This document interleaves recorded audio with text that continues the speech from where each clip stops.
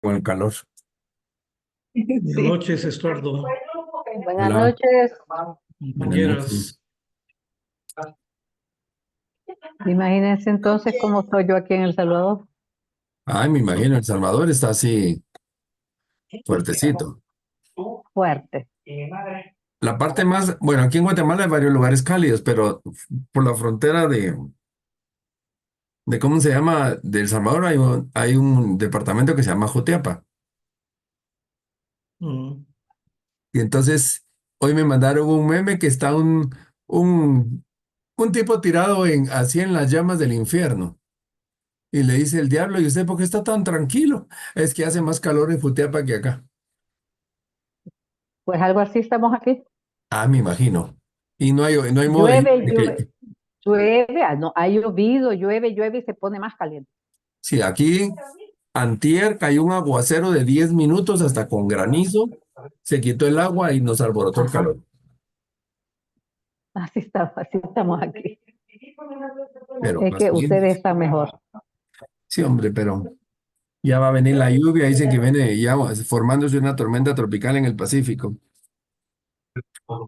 Eso preocupa, mm, Sí, porque las sí. tormentas del Pacífico son más duras que las del Atlántico. Al menos, bueno, El Ujú. Salvador solo tiene frontera con el Pacífico, pero en Guatemala hay más montañas en el Atlántico y el enemigo de los huracanes y tormentas son las montañas. Pero en el área sur es muy plano, entonces el agua sí ataca, pero fuerte por el área de la costa sur. Pero a ver qué pasa. Bueno, vamos a empezar el día de hoy. En nuestro segundo módulo, hoy vamos a ver en sí qué es una entrevista, cómo hacer una entrevista, qué investigar en la entrevista. Y voy a hacer la diferencia voy a basarme mucho en la entrevista psicoterapéutica, la que maneja el psicólogo, pero la voy a ir adaptando a tanatología y también en algún momento algún comentario de psiquiatría. ¿Y por qué lo voy a hacer así? Para que vean hasta dónde está la limitación del tanatólogo y en algún momento también hasta dónde está la limitación del psicólogo. ¿De acuerdo? Entonces déjenme compartir.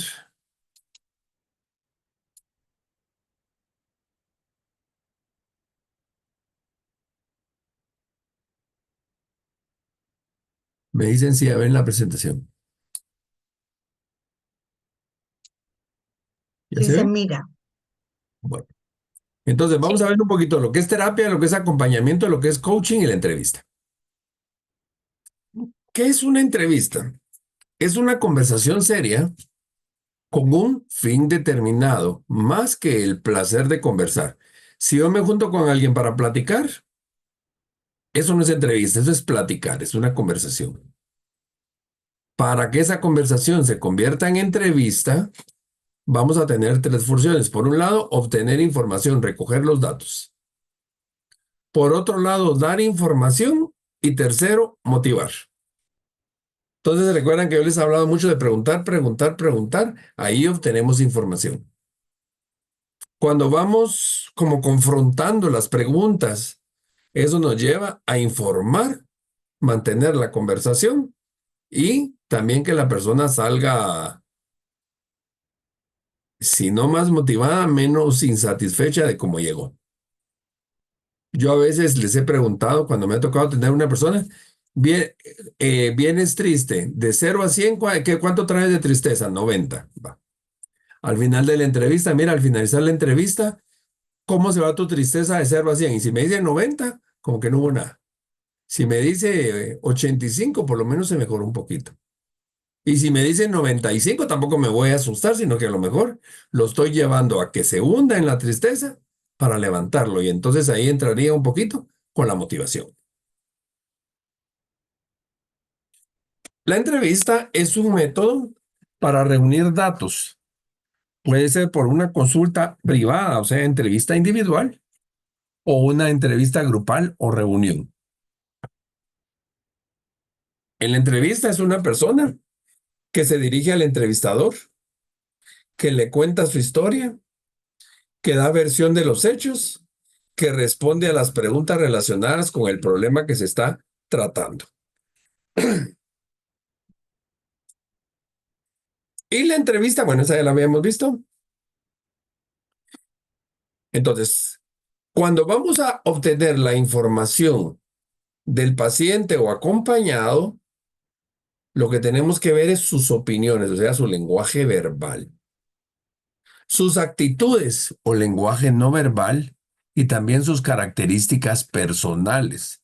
Hay personas que tal vez todavía están hablando con la mano acá, por decir algo, y nunca se quita la mano de acá y a lo mejor la persona tiene una cicatriz o una persona que ha tenido una operación de corazón abierto y toda la vida está como con la camisa así cerrada y hasta se está deteniendo. A algo nos debe decir eso.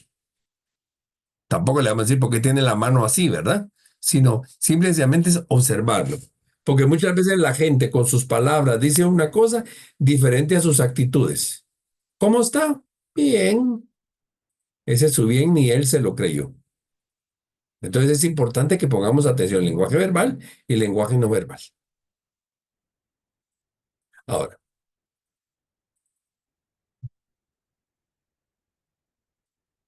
la entrevista, una entrevista propiamente de investigación, si quisiéramos hacer un estudio de investigación, aquí vamos a reunir personas competentes para poder obtener información emprendida. Por ejemplo, vamos a hacer un análisis sobre la tanatología en los hospitales públicos.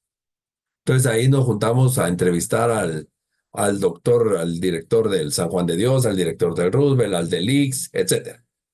Pero siempre para obtener información y también conocer esas opiniones, su lenguaje verbal, su lenguaje no verbal y sus características.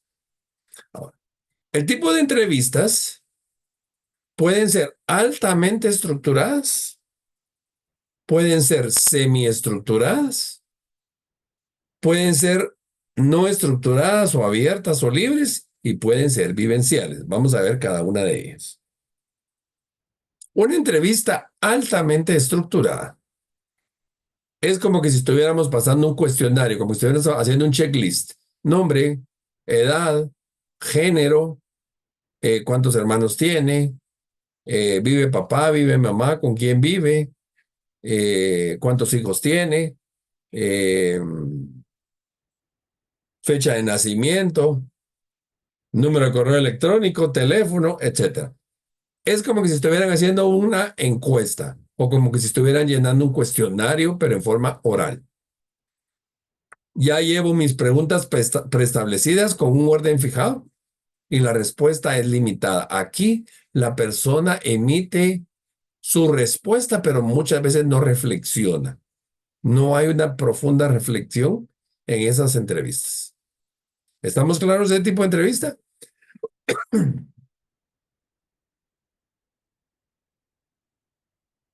Este calor ya, la garganta lo mantiene a uno reseco, hay que tomar bastante líquido. Ahora veamos una entrevista no estructurada, es todo lo contrario. No llevo preguntas, no llevo estructura. Esta la vamos a utilizar mucho en el enfoque clínico o en el enfoque terapéutico o en el enfoque tanatológico. Por ejemplo, llega a un paciente, ¿de qué quieres que platiquemos el día de hoy? Pues viene, fíjense que quiero que hablemos del dolor causado a mis hijos, la pérdida de mi mamá. Bueno, cuéntame cómo has observado esa pérdida de tus hijos o cómo afectó a tus hijos. Cuéntame cómo son tus hijos, cuántos años tienen. Háblame de tus hijos. La persona va hablando, hablando, hablando y yo voy interviniendo como para que me aclare la información. Entonces ahí tengo que ponerle muchísima más atención al lenguaje no verbal que en una entrevista altamente estructurada. Y una entrevista semiestructurada lleva las dos cosas.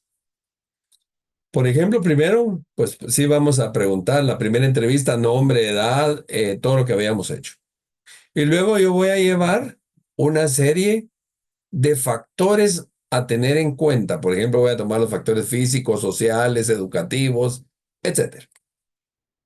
Entonces me voy a ir adaptando a las características del sujeto entrevistado y yo puedo repreguntar, reformular preguntas para poder comprenderlos.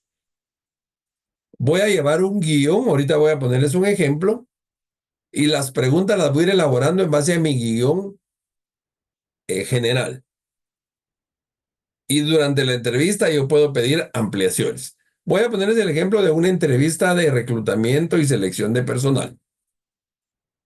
Los factores que yo voy a tener presentes cuando voy a entrevistar personal van a ser unos 5 o 6. Primero, aspectos personales. Luego, en el orden no importa, aspectos educativos, aspectos familiares, aspectos laborales, aspectos socioeconómicos e intereses, hobbies, metas corto, a mediano y largo plazo. Son 6 elementos. Entonces me voy al aspecto personal. O sea, llevo 6 elementos estructurados. Ahora me voy a la semiestructura. Bueno, quiero que me cuentes quién eres. Bueno, pues yo soy Estuardo Valdés Bonilla, tengo tantos años, soy psicólogo, he estudiado y me cuenta toda la historia. Sí, Carmen. Perdón, doctor, no vimos ¿cómo se llama? Esa, La, esa, faltó estarla viendo, gracias, muy amable. la no estructurada. Ajá, gracias. De acuerdo. Ustedes solo quiero ver cómo está así está bien mi volumen. Va. Entonces, en esta semiestructura les decía, bueno, aspectos personales, su dirección, correo electrónico, cómo se siente, etcétera. Aspectos educativos, digamos, van a tomar aspectos educativos. A ver, cuénteme del colegio o de la escuela. ¿Dónde estudió? ¿Por qué estudió eso? ¿De qué se graduó? Puede ser que yo vaya haciendo preguntas. Si, por ejemplo, la persona no se suelta, no habla, entonces voy a hacer preguntas muy dirigidas. Pero si la persona habla mucho, lo dejo hablar. Cuénteme cuál fue la clase que más le gustaba, la clase que menos le gustaba, cómo se va con sus maestros, con sus compañeros. Me voy a la parte laboral. Cuénteme su historia laboral, desde su primer trabajo hasta el actual, o empecemos desde el actual hasta el anterior. Hábleme ahora de su familia. ¿Está casado? ¿Está soltero? Eh, ¿Con quiénes vive? Etcétera. Aunque esa puede ir también en el aspecto personal. Sus hobbies. Por ejemplo, hace poco entrevisté a una muchacha que es atleta de alta competencia. Y no es que yo sea en contra del deporte, pero una atleta de alta competencia va a pedir muchos permisos. Entonces, ¿valdrá la pena o no valdrá la pena? Bueno, yo trabajé hace muchos años en la empresa esta de productos de belleza Avon. En El Salvador dicen Avon. En Honduras también dicen Avon. Y me acuerdo que llegó una muchacha muy guapa y cuando la entrevisto, muy bonita, le digo, mira, eres muy bonita físicamente. ¿Has participado alguna vez en algún concurso de belleza? Porque era una mujer así, de concurso de belleza, y llegó vestida como que si fuera concurso de belleza. Sí, me dice, de hecho, me gustaría en algún momento participar en Miss Guatemala. Dije yo, interesante, Miss Guatemala es muy bonita, tiene muchas oportunidades de ganar, recién contratada, ¿valdrá la pena? No valdrá la pena, por un lado. Por el otro lado, una vez contratada, que una empresa de artículos de belleza Avon le diga que no a alguien que va a participar en un concurso, sería como lamentable para la empresa. Pero por el otro lado, eh, sabemos que en un concurso de esos de belleza tiene que, por lo menos un mes, que estar concentrada Y si se va y ganó y se va al concurso del Miss Universo, es otro mes. Ya son 2 meses en ese año. Y si quedara de Miss Universo, porque todas las probabilidades hay que tener. Entonces es importante ir preguntando lo de los intereses, los hobbies, aunque eso es más de entrevista, reclutamiento y selección, pero sí es bueno saberlo. También es bueno investigar el aspecto económico, ¿verdad? Tiene embargos, no tiene problemas con la ley, etcétera, etcétera. Entonces, así como les presento yo esto, ustedes también pueden tener sus factores pueden hacer la rueda de la vida y dentro de la rueda de la vida ir preguntando aspectos espirituales, aspectos sociales, educativos, etcétera. ¿Alguna pregunta? Y luego vienen las entrevistas vivenciales. En Canadá se llaman entrevistas narrativas, donde le pedimos a la persona que narre. Entonces, pensemos en el caso de un duelo. Cuéntame, ¿qué te trajo hasta acá? Pues perdí mi trabajo, ya no consigo trabajo. A ver, cuéntame, nárrame tu historia. ¿Cuántos años tienes? Eh, ¿Qué te hace pensar que ya no vas a conseguir trabajo? ¿Quién te lo dijo? Etcétera, pero que lo vayan narrando, más que ir haciendo preguntas. Y podemos ir alternando, ¿verdad? Cuando vemos que se nos perdió, regresamos a la persona y la estructuramos. Y cuando vemos también que está hablando mucho, también la estructuramos. O cuando no está hablando nada, entonces vemos qué hacemos. ¿Alguna pregunta de diferentes tipos de entrevistas? Vamos bien, dice Lorena. Gracias.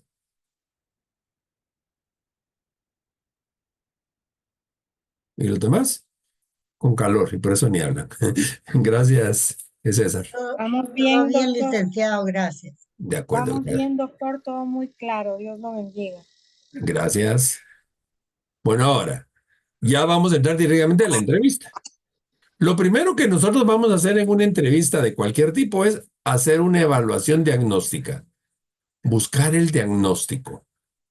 Esa es la primera fase de un proceso terapéutico o de un proceso de acompañamiento, donde el psicoterapeuta o el tanatólogo va a alcanzar un conocimiento de las condiciones del paciente conductual, biológica, psicológica, social, existencial, etcétera, con miras a obtener el diagnóstico y ver qué tipo de tratamiento voy a trabajar con esa persona.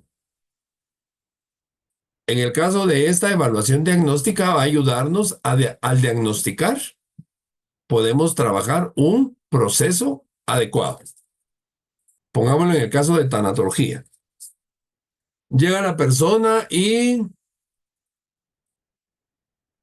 pensemos que está teniendo 2 pérdidas. Se está divorciando y perdió el trabajo. No le voy a preguntar qué te afecta más, sino de qué quieres que hablemos hoy. Ah, pues yo quiero hablar de la pérdida de mi trabajo. Bueno, ese va a ser nuestro tema, ese es el diagnóstico. Pero en el momento que estoy hablando, a cada rato me mete lo de su divorcio y me mete su divorcio, entonces yo regreso. Nuevamente, mira, me dijiste que íbamos a hablar de tu trabajo, pero el tema que menos hemos tocado es el trabajo porque más hemos hablado, la pérdida de tu separación. ¿Crees que es bueno que sigamos hablando de tu trabajo o entramos a hablar mejor sobre tu separación? No podemos agarrar 2 problemas al mismo tiempo porque se pierde la comprensión del paciente y se pierde nuestra interpretación. ¿Sí estamos claros?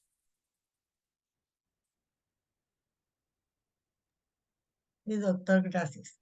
De acuerdo.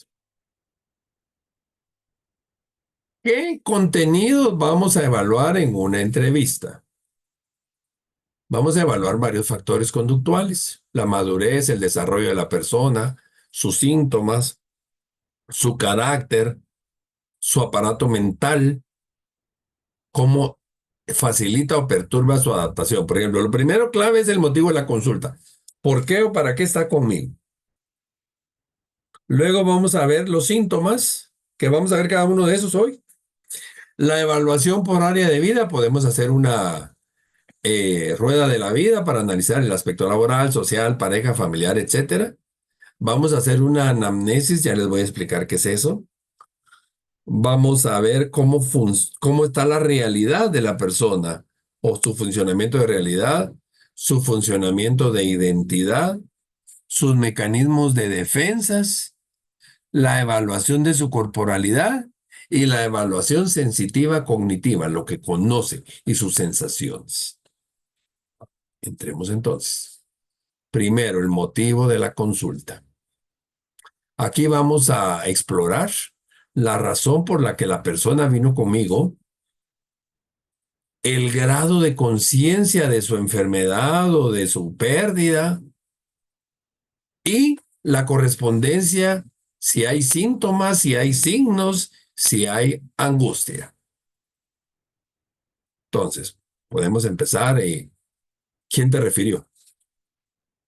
Porque a veces lo buscan a uno en internet, a veces vienen referidos por alguien.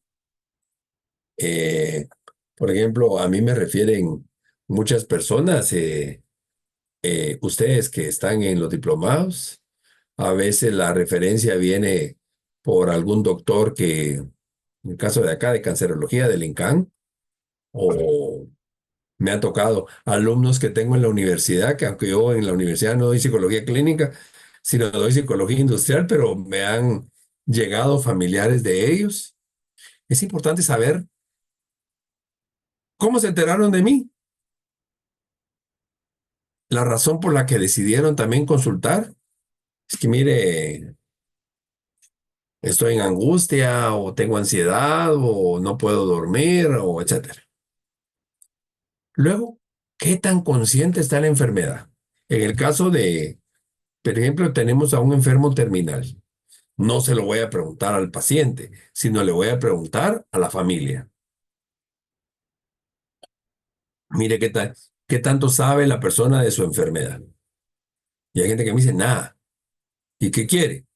A veces me dicen, quiero que usted le diga. No ese es el trabajo de uno. Sin embargo, pues sí lo podemos hacer. A veces es también, le dice, ah, sí, ya sabe. ¿Y qué? Está en negación. O sí acepta. O le estoy hablando porque al momento que lo hizo se puso muy, ¿cómo se llama? Muy agresivo. Por poner un ejemplo. Entonces ahí ya tenemos qué tanto conoce la persona y luego vamos a entrar a ver qué tanta angustia tiene o tristeza o enojo, etcétera. ¿Sí estamos claros? ¿Alguna pregunta?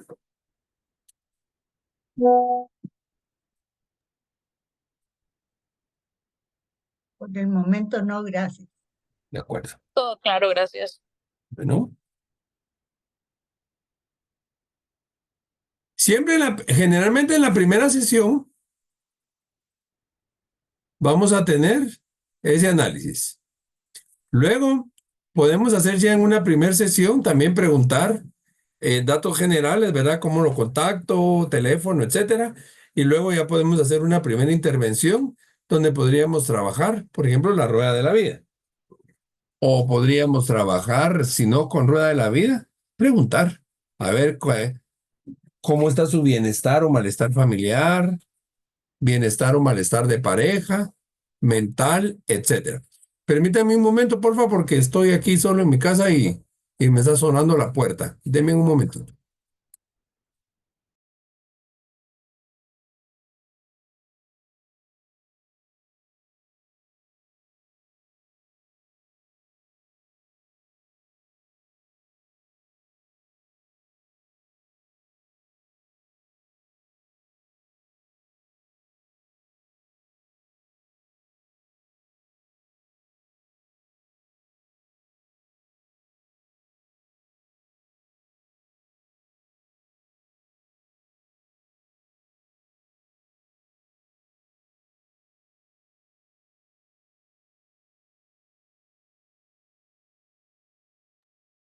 Bien, entonces, esto hacemos en la primera entrevista. ¿Alguna pregunta?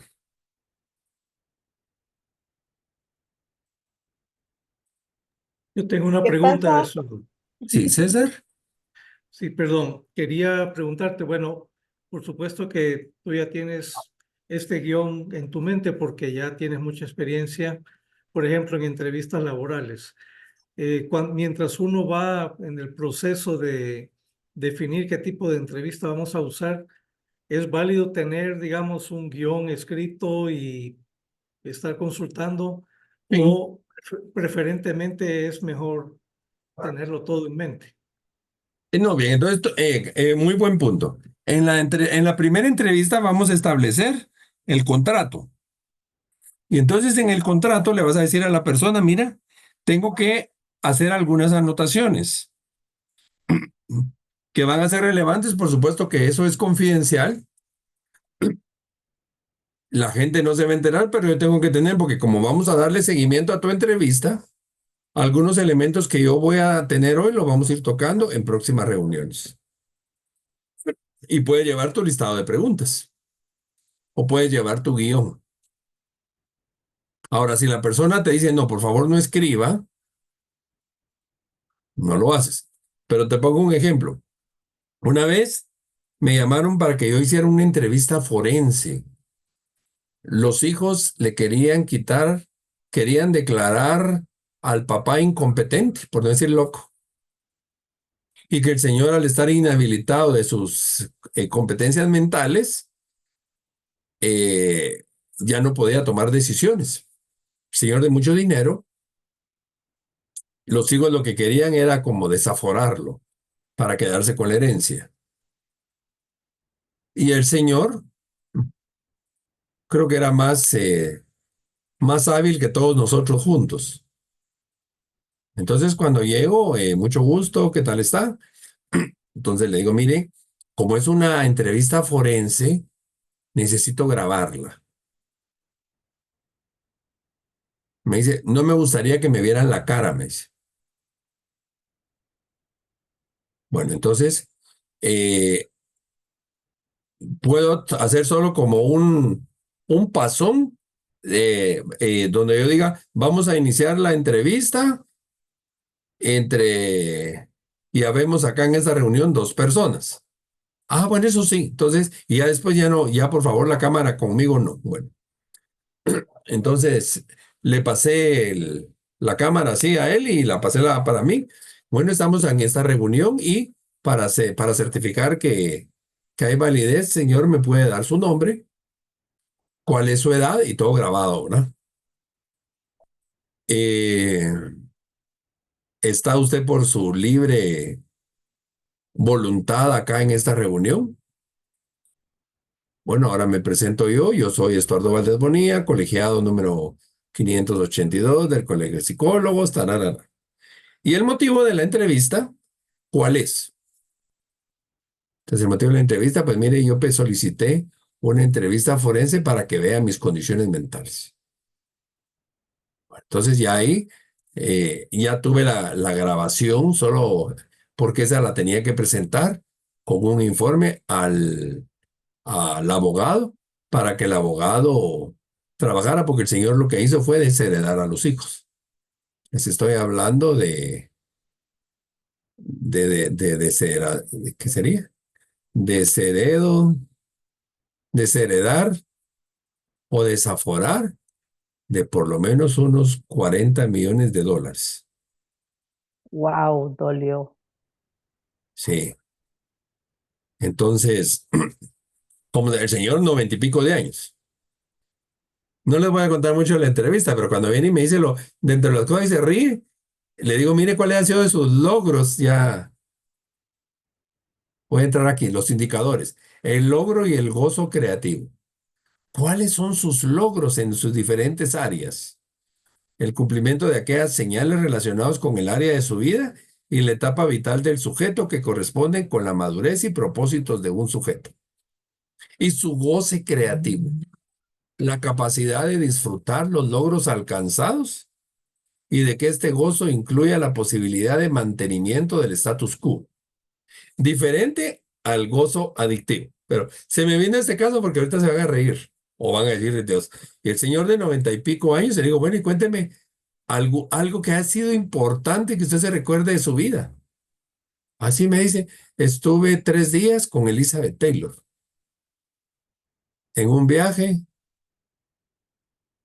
y 3 días, 3 noches de pasión, me dijo, con Elizabeth Taylor. Ahí dije, este señor sí ya está chifladito y entonces sí lo vamos a desaforar. Dije yo entre mí, ¿va? Y como sé que no me va a creer, mira, aquí están las fotos. Y me va enseñando las fotos con Elizabeth Taylor. Por supuesto que las fotos que se podían ver, ¿no? Y dije yo, ah, sí. Entonces le digo, ¿puedo enseñar las fotos a la cámara? Sí, me dice, puedo enseñar las fotos a la cámara. Como para tener la testificación. Y la entrevista se perdió un rato porque me contó con mucha emoción como que estuviera con Elizabeth Taylor ahí en ese momento. Entonces, pues, pero eso no era lo importante. Ah, que me alegro, que debe ser bonito estar con una actriz, ¿verdad? Que no sé cuánto, ta, ta, ta, ta, ta. Ahora cuénteme, dentro de su aspecto legal, perdón, laboral y todo, y me empezó a contar cómo él había hecho sus negocios, su fortuna, bienes raíces, etcétera, etcétera. Muy interesante. ¿Cómo está con su familia? Pues mire, desde que murió mi esposa, pues mis hijos han querido sacarme dinero y dinero y dinero. Y yo sé que a ellos les valgo nada, sino que lo que les interesa es mi dinero. Y ahorita se están peleando por mi herencia y yo no les voy a dejar nada, por la forma de cómo está esto, esto y esto y esto establecido. Entonces me fue explicando sus goces creativos y no tan goces con su familia, con su trabajo, etcétera, etcétera, etcétera. Son los indicadores que vamos a ir midiendo. ¿Sí me explico? ¿Preguntas?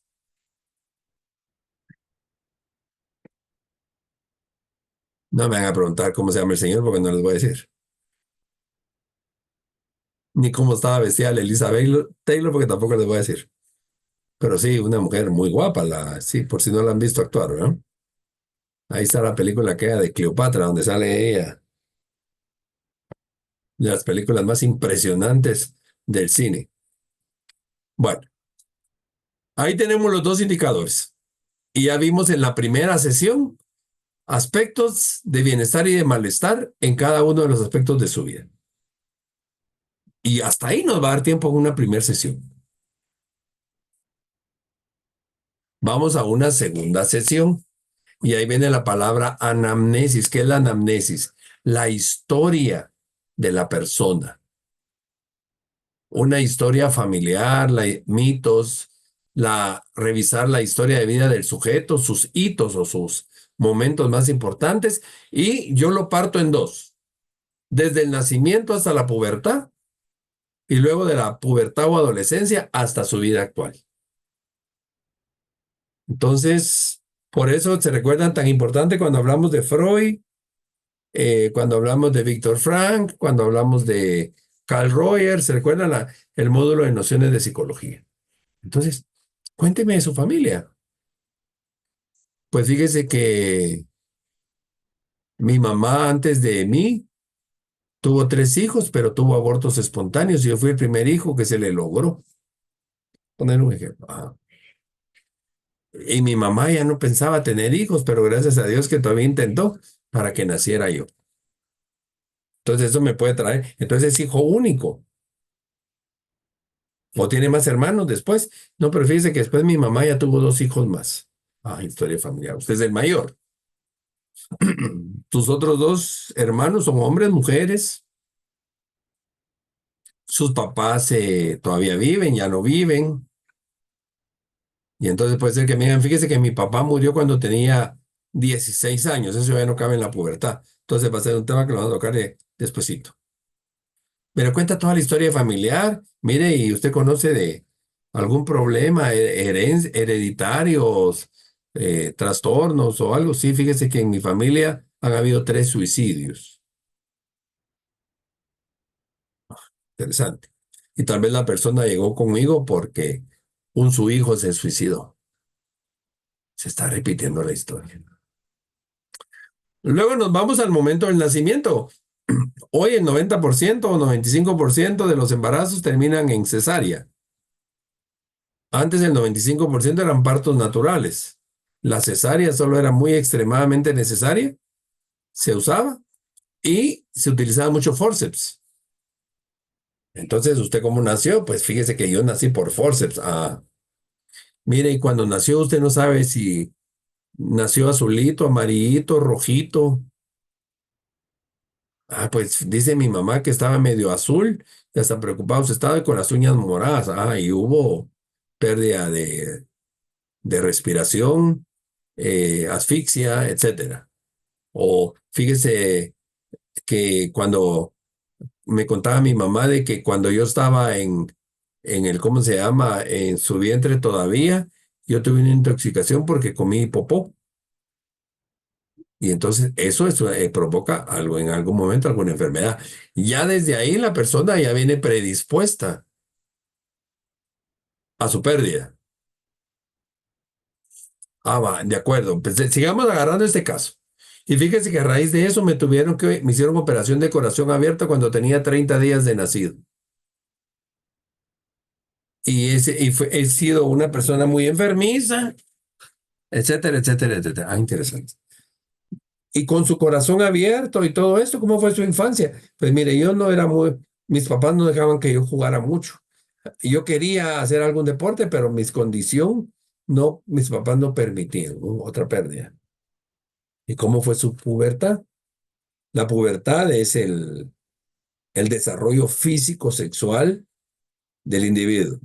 En caso de las mujeres, eh, ¿a qué edad fue su menarquia? La menarquia es la primera menstruación. Eh, ¿Cómo la vivió? ¿Tuvo problemas? ¿Y le habían hablado del tema o se asustó ahí? En el caso de los hombres, eh, ¿en qué momento tuvo su desarrollo sexual? ¿Tuvo poluciones nocturnas, sueños húmedos, etcétera? Y ahí nos quedamos. Y ahí cuénteme todas las pérdidas. Pues me fracturé, me pasó eso, y voy sacando el listado de pérdidas que puedan haber, dependiendo de lo que me cuente la persona. Y me voy siempre en la segunda sesión a la segunda parte de la anamnesis, donde ya voy a revisar la adultez, perdón, la adolescencia, la adultez hasta la vida, hasta la tercera edad y cuarta edad. Por tercera edad es de 60 años para arriba y, 40, y cuarta edad de 80 años para arriba. Cuénteme, ¿cuándo se casó? Pues fíjese que me casé a los 16 años porque embaracé una patoja. Ay, ¿qué pasó ahí también? Como que él se volvió adulto muy joven y nos van contando toda la historia. Entonces, eso a mí ya me hace tener un mapa de la persona. ¿Sí me explico? ¿Alguna pregunta? Yo. ¿Y qué pasa cuando llega una persona que acaba de tener una pérdida y lo que menos quiere es dar toda esa información, no que solo quiere hablar de su pérdida? Buen punto. Entonces, perdón, Ana hablas, ¿verdad? Ahorita voy, César. Sí, Ana, ¿tu pérdida cuándo fue? ¿Cuántos años tenías? Invéntate la edad. 30. 30. O sea, ya fue en tu adultez. Solo una pregunta, Ana. ¿Es la primera pérdida que tienes? Sí, ¿Cercana? sí. ¿Nunca ha muerto algún otro familiar? Bien, pero hace años. ¿Perdón? Bien, pero hace años. Hace años. ¿Cómo en qué? ¿Quién fue? Si me puedes recordar. Eh, Mi abuela, por decirlo así, ¿Cuántos años tenías cuando murió tu abuela? 15. 15. Estabas aquí entre la pubertad y la adolescencia. ¿Te recuerdas qué tanto sufriste por la muerte de tu abuela?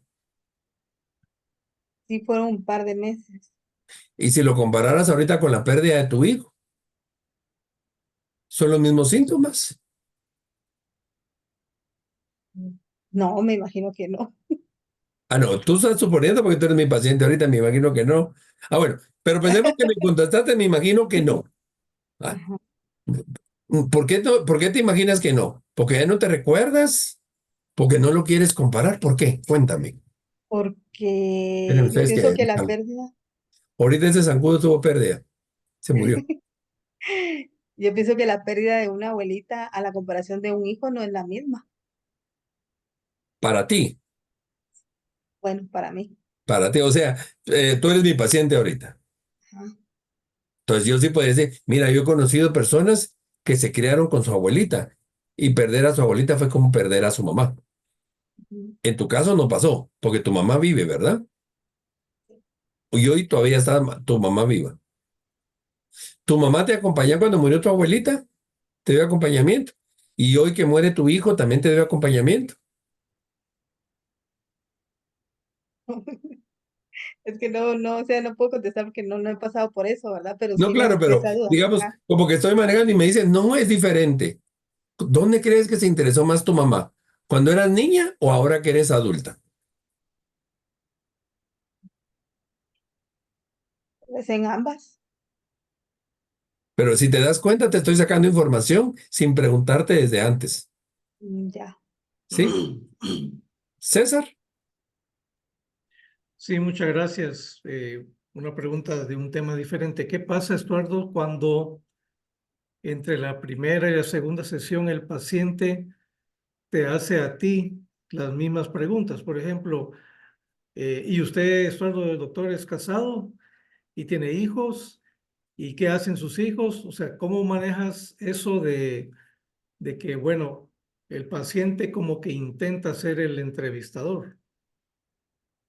bueno, pues mira, inicialmente, pues sí, gracias por interesarte en mi vida. Pues sí, soy casado, tengo 3 hijos, me gradué de psicólogo en 1983, trabajo en tal lado, tal lado y tal lado. Esa es la información que te puedo dar. Ya tienes mi número de teléfono, tienes mi correo electrónico. Ahora regresemos contigo. Y ya lo ubicas, ¿verdad? Hay personas, porque por ejemplo, yo cuando estuve de presidente del Tribunal de Honor del Colegio de Psicólogos, muchos pacientes fueron a demandar a los psicólogos porque el psicólogo le contaba la historia. Ah, entiendo lo suyo, porque yo pasé por un proceso de divorcio también. Fíjese que yo me divorcié por esto y el tipo era malvado, malo, porque me pegaba y todo eso. Entonces también a veces pasa que el entrevistador se quiere convertir en entrevistado también. ¿Sí? Mañana, por cierto, voy a dar ese tema. Eso se llama transferencia y contratransferencia. En la certificación de la gente que ya salió, que ustedes ya pocos, si se quieren certificar, en 2 meses ya estamos saliendo, ¿verdad? Sí. Eh, Por eso era precisamente la pregunta de la transferencia y contratransferencia. Si tenías algún tip ahí para ir manejándolo sin ser pesado con el paciente, ¿verdad? Porque para no ser tan cortante y decirle, mire usted, aquí el doctor soy yo y así que no sí. interrumpa o algo así. Ahora, si a ti te incomoda la pregunta, también uno está en la libertad. Mire, perdón, pero yo sí separo mi vida personal de mi vida profesional. Le puedo contar con mucho gusto mi vida profesional. Mi vida personal no la mezclo yo con la entrevista y es válido. Y si la persona se enoja, pues que se enoje, y si se va, pues que se vaya. Pero tú estás en tu derecho de dar la información que quieres dar y la información que no quieres dar. Así como el paciente está en su derecho de contestar lo que quiere contestar y contestar lo que no quiere contestar. Por ejemplo, una entrevista de trabajo. ¿Cuál es tu estado civil? Soy soltera. Ah, soltera o soltera por divorcio o soltera por viudez. No quiero hablar de ese tema, ¿no? De acuerdo. Pero ahí te está dejando una pauta de que hay algo por ahí. Hay una pérdida no cerrada o un ciclo no cerrado, perdón. ¿Sí estamos? Sí, muchas gracias. Muchas Eh, gracias. Métanse en la certificación y así les cuento más de esto porque no me da tiempo hoy, porque también en el tema que voy a tocar en la certificación en estos días va a ser cómo dar malas noticias a la familia o cómo involucrar a la familia dentro de las pérdidas. Puro Netflix, ¿verdad? Les estoy contando en qué consiste el siguiente episodio para entusiasmarlos a seguir viendo la película. Estamos Nos estás entusiasmados, dando el Estuardo. tráiler. Exacto, el tráiler de la película. Bueno, además, en la segunda entrevista hasta ahí nos quedamos. Ahora, si la persona da información, ya podemos entrar a hacer otras investigaciones. Generalmente las primeras 3 entrevistas son de mucha información y obviamente también ya de estar atendiendo a la persona, porque la persona no quiere hasta la cuarta entrevista intervención de nosotros, sino quiere desde la primera. Y le vamos a ir dejando tareitas. Entonces vamos a analizar la función de identidad, la función de realidad, los mecanismos de defensa, la evaluación de la corporalidad y la evaluación del pensamiento. Veamos cada una de ellas. La función de identidad es ver cómo está la estructura mental que tiene la persona sobre sí misma. Cuáles son características positivas, negativas, si son coherentes y si hay consistencia histórica. Por ejemplo, ver las características básicas de la persona como su nombre, edad, nacionalidad, sexo, a qué se dedica. Revisar los rasgos caracterológicos, no caracteriológicos, afines, complementarios y propios de la organización de su personalidad. Y también el ver cómo está la capacidad que la persona ofrece su imagen a las características de personalidad. Voy a poner un ejemplo. Una vez me tocó atender a un muchacho transgénero. Era mujer y se operó para ser hombre. Y cuando me dio la mano así como que si fuera luchador. ¿Qué onda? ¿Cómo estás? Te voy a poner un nombre, ¿verdad? Me llamo Max. Pero yo vi a Max, yo no sabía que era una persona transgénero. Pero yo veo a Max y lo veo con un busto desarrollado, alguna característica femenina. Y entonces, dentro de mi mapa, es lesbiana. Pero solo supongo, no me puedo cerrar ahí. Ah, de acuerdo, Max, y mucho gusto, ¿verdad? Y cuéntame, pues fíjese que estoy en un tratamiento hormonal, pero estoy teniendo muchas pérdidas de identidad. Porque yo me llamaba, pongamos, María. Me llamaba María, pero ahora soy Max, pero no me puedo inscribir a la universidad porque como en mi DPI todavía aparezco como María y yo soy Max. Ah, interesante. La persona está teniendo conflicto con identidad. Y me recuerdo que yo vengo y dentro de la identidad le pregunto a ella, mira, ¿estás en qué proceso vas? ¿Estás en proceso hormonal? ¿Ya te operaste? No me dice, mis operaciones ya vienen, pero ahorita estoy en un proceso hormonal. En ese proceso hormonal, posteriormente viene prepararme a las operaciones, que lo primero sería quitarme matriz, no me puedo quitar los ovarios, eh, luego vendría ya una reconstrucción física, cirugía de quitarme los pechos, etcétera, etcétera. Ah, bueno. Mira, una pregunta. ¿Cómo está tu periodo? Porque al estar tomando testosterona, va perdiendo el periodo. Y se puso a llorar. Entonces le digo, ¿qué te pasa? Es que estoy ahorita en mi periodo, me dice. Y estoy muy vulnerable, muy sensible. Mire, imagínense cómo está esa identidad. Permítanme un momento, porfa, porque están otra vez aquí. Hoy me dejaron solito y me dejaron la puerta cerrada y están tocando. Permítanme, por favor.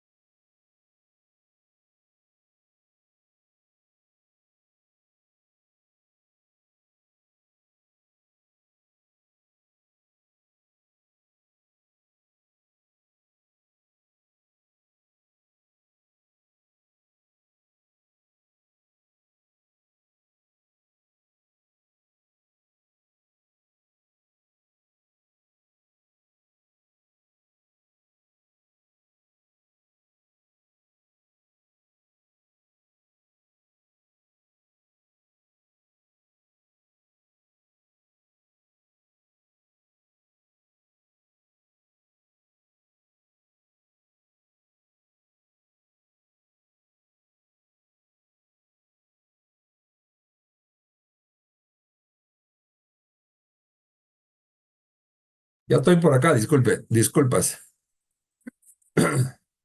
Bueno, entonces, vean esa función de la identidad. O les voy a poner ya otro ejemplo. Por ejemplo, una persona que está teniendo pérdidas de memoria y que piensa que tiene 50 años y tiene 70. O que me habla de su mamá como que si la mamá tuviera 40 y esta persona tiene 45. Como para ir viendo cómo está la identidad de la persona con su mundo. ¿Sí estamos claros? Ahora viene, cuando vamos a evaluar la identidad, pues vamos a ver la capacidad que tiene el paciente para integrar o que tenga difusa su identidad. ¿Qué tanta riqueza y coherencia tiene de la descripción de él o de ella? Las cualidades que la hacen distinta a los demás. Su representación mental, su mapa mental de cómo es. Y las características de sus seres queridos, padre, madre, pareja, amigos, hijos. Por ejemplo, tenemos un enfermo terminal. Muchos enfermos terminales empiezan a ver muertos. Son alucinaciones. Entonces ya su identidad se está perdiendo. O alguien con Alzheimer que de repente viene y le dice, ¿y tú quién eres? Y a los 5 minutos te le dice a uno, mira, mijo, ¿eh? Entonces es importante conocer la identidad. Luego vamos con la función de realidad. La función de realidad es la estructura mental que tiene la persona en la relación que tiene con el entorno. Su yo contra su no yo. Su yo contra las personas próximas, el tú. Su yo con los demás. Su yo con los objetos. Su yo con su mente, con su cuerpo, con su tiempo, con su espacio. Una persona que tiene irrealidad en todo es la famosa enfermedad que se llama esquizofrenia. Y una persona que tiene 3 o 4 de estas no realidades, empieza la esquizofrenia que se llama esquizoidismo. Por supuesto que esta esquizofrenia, esquizoidismo, esa ya la trabaja un psiquiatra. Gracias. Te llamo al rato. Entonces, la función de irrealidad, digamos, cuando la persona ya no tiene realidad, ahí sí es trabajo del psiquiatra, que ese lo va a trabajar con medicamento, porque una enfermedad psicótica ya no tiene curación, solo puede tener un reacomodo. El yo con el no yo, ¿qué es? Perdón, doctor, ¿me puede volver a repetir esto de que ya no tiene, es que ahí me perdí, después de la Una esquizofrenia? enfermedad psicótica ya no se cura, solo se alivia, y se Gracias. alivia con medicamento. Aquí ya no es terapias conductuales, sino la terapia conductual ya hay que ponerle algún medicamento. ¿Sí? ¿Estamos? Muchas gracias, doctor. Con gusto. Entonces, por ejemplo, el yo con el no yo es, a veces no sé ni quién soy yo. Les voy a poner un ejemplo y eso no quiere decir que estemos locos. ¿No les ha pasado que algún día están muy cansados y se acuestan a dormir 10 minutos? Y cuando se despiertan, tal vez se durmieron a las 6 menos 5 de la tarde, que está claro, y se despertaron a las 6:10 y salen corriendo como que se van a ir a bañar porque piensan de que ya amaneció. O al revés sería, bueno, o no vieron la luz, pero piensan que durmieron un día. Ese es un enfrentamiento entre yo y mi no yo. ¿Qué pasó? A saber. Dicen que de músicos, poetas y locos todos tenemos un poco, ¿verdad? Entonces, tranquilos que parte de la locura es parte nuestra, es parte de nuestra aventura de vida. Está bueno eso. Sí. Luego, el yo con el tú. Por ejemplo, en el caso de una persona con Alzheimer o con demencia senil, se recuerdan de todo el mundo menos del cuidador primario, de la persona más cercana. O hay personas que ya solo se conocen a su contexto muy cercano y ya no conocen a los demás. El yo con los objetos ya no ha pasado, gente que no sabe ni para qué es un cuchillo. Una persona que ya tiene problemas con su mente, ya empieza a tener delirios, alucinaciones. Conocí el caso de una señora con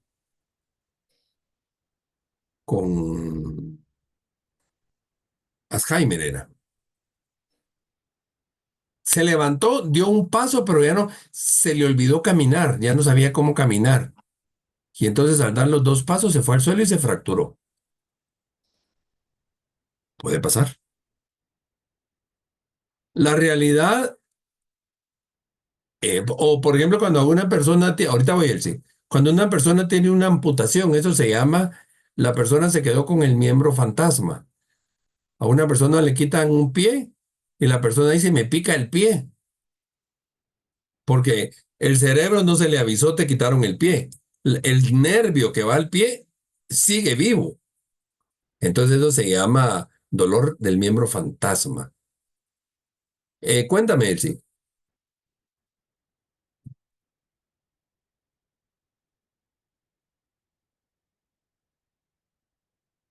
Elsie, y tienes el micrófono apagado. Perdón, doctor. ¿Cuál es la diferencia entre demencia senil y Alzheimer? ¿Es cuestión de edad? ¿Es cuestión... No, no es cuestión de edad. Bueno, generalmente la demencia senil se da en personas mayores de 80 años, pero a veces hay demencia senil prematura. Pero la diferencia principal, el Alzheimer es más lento y por tal motivo el Alzheimer provoca mucha agresividad. Eso los médicos o no lo saben o no lo quieren saber o no lo dicen, pero yo sí me he dado cuenta que alguien con demencia senil es más pasivo que un Alzheimer que se vuelve agresivo porque ese sí se está dando cuenta de su pérdida. ¿Sí? Ya, le agradezco mucho. La pregunta viene porque mi madre supuestamente murió de demencia senil, murió con demencia senil, después de 2 años y pico de haber sido diagnosticada por un psicólogo aquí en Guate, primero un neurólogo y luego un psicólogo. Pero yo me he preguntado cuál es la diferencia, porque ella también tuvo periodos, primero que se le olvidaban las cosas o no sabía que mi papá había muerto, por ejemplo, y cuando se daba cuenta se ponía muy mal, pero después tuvo agresividad, después ya no habló, después ya no comió, después era un vegetal, pues. Entonces puede ser que haya tenido una mezcla. El Alzheimer la llevó a la demencia senil, tal vez. A veces también la demencia senil se provoca por alguna alteración nutricional, por una operación. Hay personas que tienen una intervención quirúrgica y esa intervención quirúrgica, por ejemplo, conocí un señor que tuvo 18 horas con anestesia y una operación así de mucha anestesia, tienen que revisar bien la nutrición de la persona. Y a raíz de la operación esa persona se descontroló y ya a raíz de eso ya no logró, ahí sí había una demencia senil porque prácticamente se le envejeció el cerebro por falta de oxigenización. Cuéntame, creo que había levantado la mano Carmen, creo. Sí, pero fue equivocación, disculpe, Ah, no doctor, hay pena, no hay gracias. pena, pero así te oigo. Sigamos pues. Para evaluar esta función tenemos que observar la coherencia o incoherencia de la conducta del paciente, apreciar las diferenciaciones que tiene entre lo que es y lo que no es él, tanto como las cosas como con las personas, distinguir las relaciones que tiene de la persona con su propio cuerpo. Por ejemplo, hay muchas personas, enfermos terminales o personas con demencia, que se quitan la ropa. O, por ejemplo, yo me recuerdo, me ha tocado ir al Federico Mora y en algún momento un paciente sentado en el patio jugando con su popó. Se hacía popó en el patio y se ponía a jugar con su popó. También revisar si La distinción de eso por origen externo o interno, como el caso que les contaba de este señor que fue inducido por la anestesia. También el reconocimiento y aceptación de las normas sociales. En algún momento, un enfermo terminal se vuelve agresivo y mal hablado y pelea y etcétera. Y también hay que descartar alucinaciones, ideas delirantes, fenómenos especiales de acontecer psíquico, que esos ya son propios del psiquiatra. Preguntas.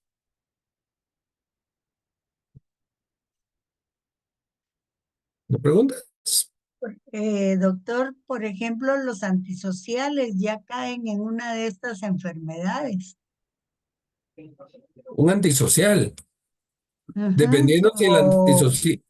como las maras, por ejemplo. A estos son sociópatas en algún momento. Es Ujú, más que antisocial, porque un antisocial es aquella persona que no se relaciona con la sociedad. ujú. En el caso de alguien que no tiene normas, por ejemplo, las maras tienen una norma, pero es una norma contraria a las normas de la sociedad. Pero ellos tienen como su código de honor, código de ética, por ejemplo. Los mandan a trabajos de iniciación. Tienes que ir a robar, tienes que ir a matar a alguien. En el caso de las mujeres, a veces les dice, tienes que acostarte con fulano, con sultano y mengano, y mientras más te acuestes, como que tu categoría de líder de maras va a ser más alto, por poner un ejemplo. Sí, la pregunta la hacía por esta inciso que dice reconocimiento y aceptación de las normas sociales. Sí. Por ejemplo, un adulto de 80 años se puede quitar la ropa y, como dicen los patojos, le vale. Pero eso es por enfermedad. Ya perdió su realidad. Ahora, ¿cuántas personas vienen y les gusta eh, manejar mucha adrenalina? Aquellos que manejan el carro a toda velocidad, que les gusta. Carmen, ¿tú de dónde eres? ¿De aquí de Guatemala? Sí, de Guatemala. Ya. El puente Belice, si lo ubicas, sí. Sí, sí lo ubico. Está el puente donde pasa la línea que se llama el Puente de las Vacas. Sí, sí, lo conozco. Hay gente que camina por ese carril del puente donde no hay dónde agarrarse. Eso es eh, desafiar las normas sociales. O alguien que se va a suicidar. ¿Sí? Sí, sí, gracias, doctor. Con gusto. Ahora vienen los mecanismos de defensas. Los mecanismos de defensa son normales, es una forma como yo defiendo mi organismo ahorita voy, Gloria, para enfrentar desadaptaciones. Cuéntame, Gloria. Gracias, Estuardo. Una consulta con esto de las normas sociales, digamos, con pacientes con cáncer, sobre todo pues las mujeres, ¿verdad? Que pierden su cabello. Por ejemplo, yo la vez pasada salimos a comer con varias de ellas, pero pues algunas se sienten muy cómodas no utilizando un turbante, sino que simple y sencillamente estando peloncitas, ¿verdad? Sí. Y es bien interesante observar cómo las personas las ven. ¿Eso entraría también dentro de esto de las normas sociales? Sí. O, por ejemplo, ¿cuántas mujeres su preocupación más que la quimioterapia es el que van a perder el pelo? Ujú. Yo mi prima de parte de mi papá, casi no me relaciono con ella. Un día me llama y me dice, mira, me van a hacer la primer quimioterapia, compro ya mi peluca. Esa era su preocupación. Te le digo, Sí. mira, yo no sé si se te va a caer el pelo o no. Tenía un pelo largo casi que a la cintura. Mi recomendación, si tú lo quieres hacer para que no sientas tal el impacto, yo te recomendaría que te lo cortes un poco y te lo vayas cortando poco a poco y a lo mejor no se te va a caer todo el cabello, pero sí vas a tener algunas caídas O no es lo mismo que te pasen una máquina de un solo con el pelo tan largo a que si el pelo ya lo tienes, por ejemplo, al hombro, por poner un ejemplo. Ujú. Ahora, Ok. nunca hay que obligar a la gente. Hay una fundación por ahí que obliga a todas las personas con cáncer a que se peloneen. Y si no lo hacen, no las aceptan dentro de esa fundación. Para mí eso va en contra de la ética. Y sobre todo porque las coordinadoras de esa fundación exigen que las señoras con cáncer se rapen y ellas cargan el pelo largo. Y un día les dije, miren ustedes, si por lo menos están pidiendo que se rapen, ustedes córtense el pelo y usen el pelo bien cortito. Porque si no es un antitestimonio. Sí, me explico. Completamente, gracias. Sí, y con lo de la fundación yo opino lo mismo. Sé de Sí, quiénes hablan. sí, porque sí, cada quien escoge. Fíjese que hay muchas mujeres que no les preocupa tanto que les quiten su pecho porque ahora hay brasieres con prótesis. Y si la persona no dice que no tiene un pecho, no se nota, pero el pelo sí. Bueno, entonces, los mecanismos de defensa es como un amortiguador que yo tengo para rechazar ciertos impulsos de conflictos que se me presenten. Por ejemplo, alguien me tira una manada, lo primero que yo hago es hacer la cara para atrás. Ese es un mecanismo de defensa. O meto las manos. Cuando nos caemos, lo primero que hacemos es meter las manos. Y entonces echamos todo el peso en la mano y nos terminan enyesando el brazo porque se nos quebró la muñeca, por poner un ejemplo. Pero es un mecanismo de defensa. Veamos los mecanismos de defensa ya más psíquicos o psicológicos. Van a estar los avanzados, que son basados en la represión. Voy a reprimir el conflicto a través de la negación. Lo que habla la doctora Elizabeth Kubler. Negación de la noticia.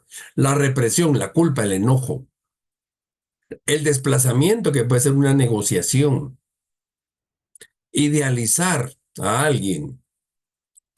Convertir, por ejemplo, aquellas personas que perdieron a un hijo en leucemia y se vuelven de la Asociación de Madres de Hijos con Leucemia, por poner un ejemplo. La formación reactiva, eso es principios de una bipolaridad.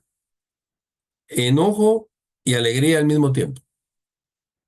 Tristeza y enojo, etcétera.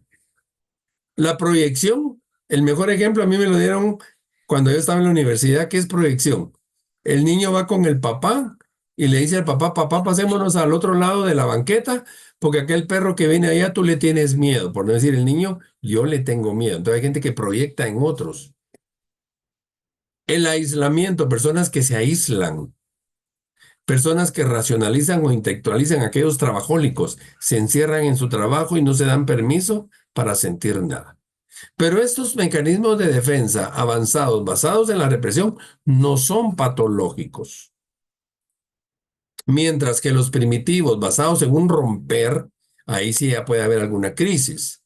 Una idealización primitiva. Me regreso, el niño que, por ejemplo, en el caso del niño no es malo. Aquel niño de 4 años que ya logró mantener ya no maneja, ya no tiene incontinencia por hacer pipí o hacer popó en la ropa, pero nace un hermanito. Tienen una regresión porque como el nenito se hace en el pañal, entonces el niño grande quiere usar pañal. Es malo en un niño, pero es más malo en un adulto. Aquellos adultos de 60 años que quieren regresar a ser de 20.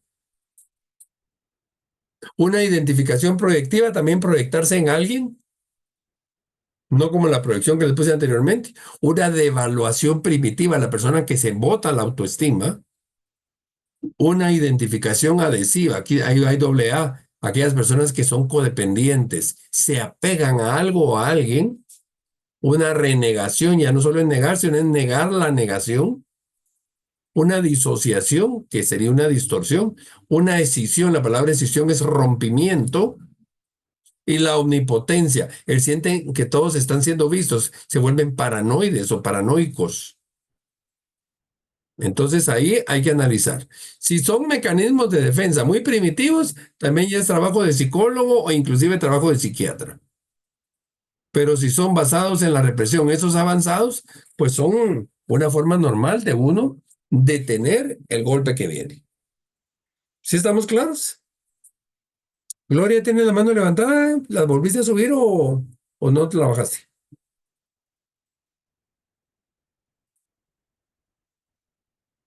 Perdón, ahorita la bajo, no la Bueno, no hay bajé. problema, no hay problema. Bueno, ahora viene también la evaluación de la corporalidad. Se van a evaluar, por ejemplo, cuando yo voy a preguntárselo ya sea si llega a mi oficina, a mi clínica o si voy a su casa, cómo duerme la persona. No tanto si duerme con pachama o no, sino si duerme boca abajo, boca arriba, si duerme por una hora y se despierta una hora, ¿por qué se despierta tanto? ¿Cómo se relaciona con los alimentos? ¿Qué tanto está comiendo? ¿No está comiendo? ¿Cómo está su función excretora? Si tiene estreñimiento, tiene diarrea, tiene mucha incontinencia urinaria. ¿Cómo funciona sexualmente?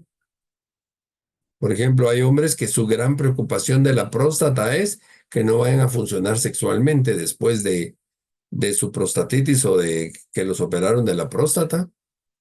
En el caso de las mujeres con cáncer, su temor a la intimidad, porque muchas veces el esposo, por ignorancia, ya no quiere tener intimidad. O la mujer, por no enseñar su corporalidad, le dice al esposo, mira, mejor búscate a otra, etcétera. A nivel estructural también es importante la característica corporal, el tamaño de la persona. Tengo un paciente que es grandísimo, ¿cómo lo muevo? O una persona que ya está muy delgadita, o si ya está enllagada, o ya ¿cómo se llama? Sus rodillas son débiles, necesita un andador, etcétera, etcétera. Genotipos son sus genes, su herencia, y fenotipo hay personas que por aspectos ambientales han tenido problemas. Una amputación porque una máquina les cercenó un dedo, etcétera. Y la evaluación biológica o bioanalítica, el análisis de la biología. También vamos a analizar el aspecto funcional, la ausencia o presencia de la enfermedad. Y si la persona tiene síntomas o no tiene síntomas. Por ejemplo, ¿cuántas personas tuvieron COVID sin síntomas? Esos son asintomáticos. Yo he conocido mucha gente con cirrosis, que les dio cirrosis porque nunca se dieron cuenta que tuvieron una hepatitis. No tuvieron síntomas de la hepatitis. Y cuando descubren su hígado destruido ya es por una cirrosis y en un estado muy avanzado. Eso es asintomático. Y luego síndromes. La palabra síndromes es el conjunto de síntomas. Entonces, por ejemplo, la gripe es un síndrome gripal. ¿Por qué es un síndrome? Porque la gripe provoca dolor de cabeza, fluidez nasal, alergias. A veces la persona, si es influenza, se enferma del estómago, dolor de cuerpo. Entonces tiene un montón de síntomas. Y ese conjunto de síntomas se convierte en un síndrome. El SIDA es un síndrome. El lupus es un síndrome. Y pueden ser alexitímicos, o sea, un síndrome emocional. Aquellas personas que son, siempre se me va el nombre de esta, que todo lo tienen. Yo tengo gripe, esa persona también le dio gripe. Hipocondriaco. Hipocondríacos, gracias. Y también hay otra, se me fue, aparte de la hipocondriasis, generalmente provocados por baja autoestima. Y esos son los síndromes psicosomáticos. ¿Sí? Entonces ahí estamos revisando la corporalidad. Luego vamos a evaluar, perdón. Los psicosomáticos a veces sí, ellos presentan todas las enfermedades y de repente lo hacen real cuando Sí, pues, ellos, los que tienen síntomas que son psicosomáticos, aunque y a se pueden veces poner muy las mal, ¿no? enfermedades empiezan en el aspecto emocional. Hay un libro que se llama Decodificación de enfermedades, que todas las enfermedades empiezan emocionalmente. Hay gente que tiene temor a la asfixia y constantemente se asfixian. O por ejemplo, ustedes han visto la enfermedad del vitiligo. Aquellas personas que tienen despigmentación, a esa enfermedad le llaman la enfermedad de la tristeza, porque el vitiligo puede dar por una emoción, una tristeza muy fuerte o no manejada. Hay estudios, generalmente son estudios rusos, donde el cáncer es provocado por una mala gestión de enojo, no poder sacar un enojo, manejarlo mal o no perdonar. Todas las enfermedades gástricas son por problemas de angustias, pero a eso hay que analizarlo, ¿verdad? Porque eso no es teoría, solo son hipótesis. Cuéntame, Carmen, y Elsie, no sé quién de las dos. Él sí levantó primero la mano. Entonces, Elsie. Gracias, doctor. No me recuerdo el nombre de la enfermedad, o si no es enfermedad, que pierden el pelo. Se les caen porciones. Alopecia. Alopecia. ¿Eso a qué se debe? La alopecia puede ser problemas de angustia también, baja autoestima, Gracias. Muchas gracias. o también mucha ansiedad. Hay personas que también se les cierran los poros o no pueden sudar. Y generalmente es emocional, es un síndrome lexitímico. Carmen, Gracias. Mi pregunta con relación a la investigación sobre el cáncer que nos acaba de hablar en Rusia, que algunos vienen por enojo, pero yo digo, ¿y los niños? ¿puede haber un enojo fetal? ¿O se fue papá de la casa? No, yo no concibo eso. Diga, sí, porque tal vez no te ha pasado. Pero analiza la historia de vida del niño. Y puede haber una pérdida muy fuerte que en lugar de manejar tristeza, manejó mucho enojo. Que le hayan regalado su perrito, por decir algo. Pero, Gracias. como repito, es hipótesis, no hay ley ni es teoría. Ajá, gracias, doctor. Con gusto. Ahora viene la evaluación del pensamiento. Para evaluar el pensamiento, debemos explorar, por ejemplo, el aspecto formal, la velocidad del pensamiento. Hay gente que es ágil para responder y hay gente que se va poniendo muy lenta.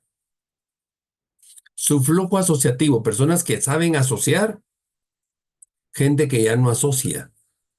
La estructura de su pensamiento. El aprendizaje. Dentro de los fenómenos especiales podemos ver los delirios de la persona, las alucinaciones, el lenguaje agresivo y ecolalia. Ecolalia es repetir constantemente las cosas.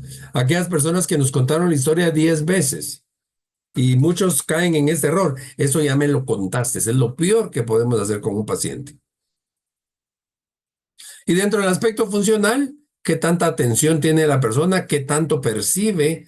¿Cómo está su memoria? En el caso de las personas con Alzheimer o demencia senil, se recuerdan de lo que pasó hace muchos años y no se recuerdan de lo momentáneo, porque lo primero que se pierde es la memoria a corto plazo. Y también la capacidad de concentración. Hay gente que ante una pérdida es incapaz de concentrarse. Yo contaba este caso, no sé si a ustedes se los he contado, porque como son tantos grupos, ya no sé a quién les cuento qué, a quién le cuento qué. Por ejemplo, conocí una señora, bueno, es la suegra de una de mis sobrinas. Los dos hijos de la señora, de esta suegra de mi sobrina, se casaron, se fueron de la casa. Y entonces la señora se quedó viviendo solo con su mamá. La señora trabajó toda la vida,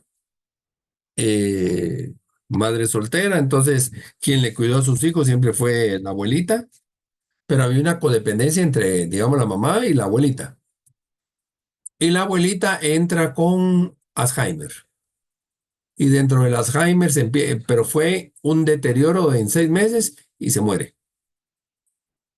Entonces la señora, la mamá, digamos, en el funeral, miren ustedes, como que sin nada, atendiendo a la gente, muchas gracias. Yo no la conocía a la señora. Creo que la había visto 1 o 2 veces en mi vida y ni me recordaba de él. Gracias por haber venido, etcétera. Eso, ella me recuerdo que murió un lunes, la enterraron martes. El día viernes me llama mi sobrina. Estuardo, fíjate que hospitalizamos a mi suegra. ¿Qué le pasó? Yo pensé en alguna enfermedad a raíz de lo de la muerte de la mamá, que también puede suceder. Se bajan las defensas y se enferman. Perdió la memoria. No se recuerda de nada. La tenemos en uno de los hospitales más caros de Guatemala y le van a hacer un centellograma, una resonancia magnética y todo lo que le iban a hacer. Entonces yo vengo y le digo, mira, no le hagan todo eso, su pérdida de memoria es momentánea. Ah, mi sobrina se enojó conmigo, llamó a la hermana mayor que es médico y al esposo de mi otra sobrina que son médicos y me llaman los dos que quién era yo para estar yendo en contra de la ciencia y no sé qué más cosas. Entonces le digo, miren ustedes, como son ustedes los que están pagando, a mí qué me importa. Pero platiquemos el lunes, les dije. Cabal ustedes, el lunes me llama mi sobrina pidiéndome perdón. ¿Qué te pasó y por qué me estás pidiendo perdón? Tú tenías toda la razón, mira, gastamos no sé cuánto. Y ahí está mi suegra como que sin nada. Ni se recuerda de que perdió la memoria, ¿sí? Y no le vayas a tocar el tema. Ahora, por favor, hazme un favor. Llamar a la pretenciosa de tu hermana médica con su esposo, porque de ellos sí necesito la disculpa. Por supuesto que aquí les estoy contando algo diferente a eso, pero una persona puede perder todo su pensamiento en una pérdida. Y después, como que sin nada. La señora no se recuerda absolutamente nada de que estuviera sin memoria viernes y sábado. Y le salió la broma como unos 300,000 quetzales.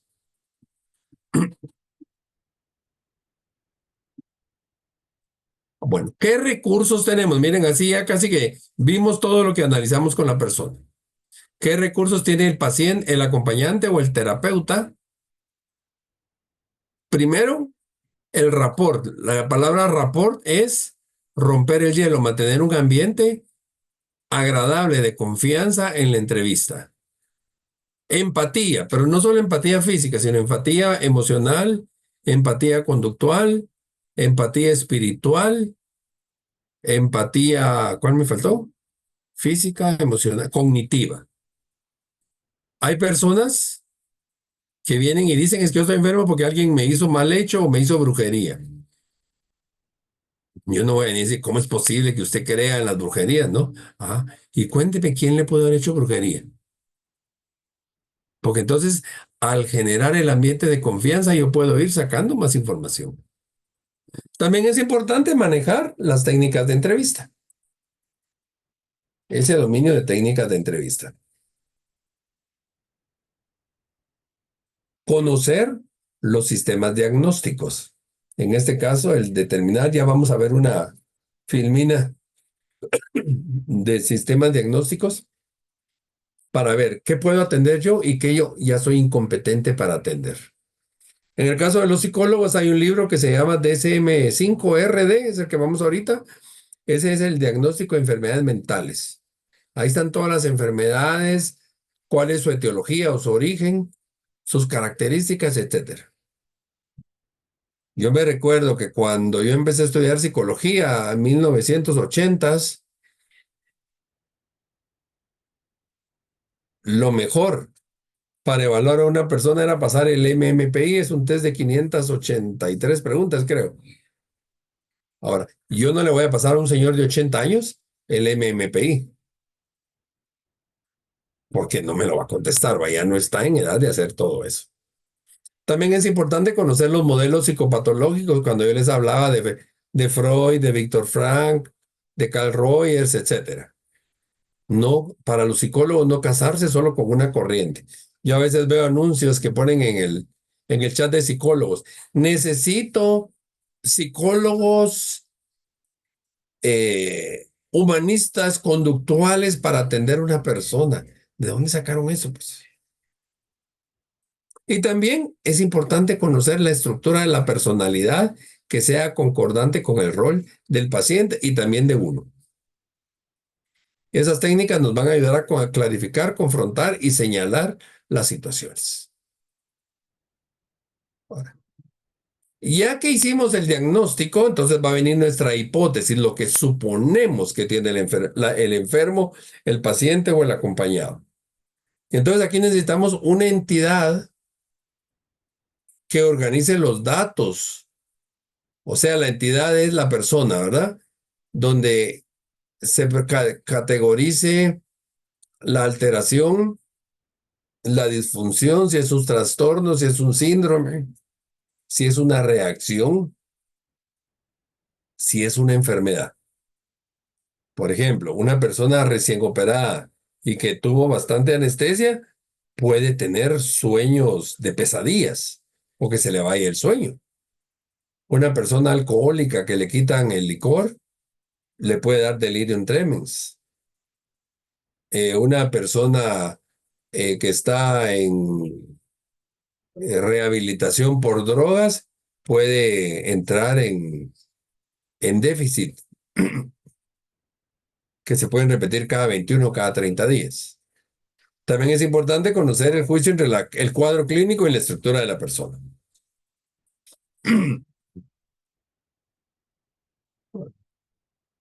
Vamos a analizar la etiología, que es el origen. Si la enfermedad o la situación que está viviendo la persona es por factores biológicos, por factores psicológicos o por factores sociales. ¿Se recuerdan cuando fue lo del volcán de fuego? Ese era un factor social que generó muchas crisis de comportamiento. No es natural, pues el volcán de fuego tenía años de no hacer una erupción como la que hizo y destruyó todo y la gente, pues murió mucha gente. El pronóstico, ¿qué tan positivo o negativo es? Por ejemplo, viene el doctor y nos dice que la persona ya está solo cuidados paliativos porque ya solo es esperar a que fallezca, o la persona todavía no ha entrado en un proceso terminal, etc. Luego viene la prescripción del tratamiento. Aquí ya viene, ¿cada cuánto me voy a reunir yo con mi paciente? No más de una vez a la semana, a no ser que sea eh, muy grave la situación, luego cada 15 días, cada mes. Yo tengo ahorita un señor que tiene mucha codependencia. Ese es paciente psicológico. Y ya la semana pasada hablamos, nos vamos a ver a partir de esta semana cada 15 días. Hoy me llamó, miren, no, nos vamos a reunir, no, quedamos que cada 15 días. No, pero es que necesito. Bueno, si quiere lo atiendo, hoy no puedo porque ya, como quedamos hace 15 días, déjeme hacerle un espacio para mañana o para el sábado. Pero nos tenemos que ir distanciando poco a poco. Porque él ya está bien, pero tiene mucha inseguridad. Luego el contrato terapéutico. Esto, por favor, en la siguiente clase van a ver aspectos legales. Es el siguiente módulo. Ahí es bueno establecer contratos terapéuticos. Un contrato terapéutico, primero, ¿cuál es el objetivo de la terapia o de la atención o del acompañamiento? ¿Qué deberes tengo yo como entrevistador o como terapeuta o como tanatólogo y qué deberes tiene mi paciente? ¿Qué responsabilidades tengo yo y qué responsabilidades tiene mi paciente? Entonces, también ahí podemos, dentro de ese contrato, primero tengo que establecer, ¿voy a cobrar o no voy a cobrar? ¿Cuándo sí cobro, cuándo no cobro? ¿Cuál va a ser mi arancel de cobro? ¿Voy a dar factura? ¿No voy a dar factura? Y todo eso se le pregunta a la persona que puede quedar en la primera sesión. ¿Va a ser virtual? ¿Va a ser presencial? Ahorita voy, Gloria. ¿Va a ser híbrido? Cuéntame, Gloria. Perdón, Estuardo, justamente yo tengo esa duda porque al menos, o sea, no conozco tanatólogos graduados, por decir así, para preguntarles cuánto es el rango que cobran, ¿verdad? ¿Eso lo vemos en el área legal o alguno de ustedes nos puede dar una idea? Bueno, yo te puedo dar una idea, pero también pregunten en el área legal. Por ejemplo, Ok. si tú trabajas en las clínicas del Hospital de La Paz o en las clínicas médicas o en el Sixtino, que está lleno de médicos y psicólogos, tienes que manejar la cuota del grupo.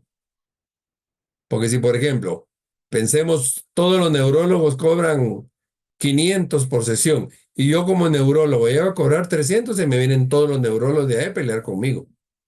Entonces me dicen, mire, su cobro es para que se vaya, digamos que están en el Sixtino, para que se vaya a, no sé dónde, al centro médico, por decir algo.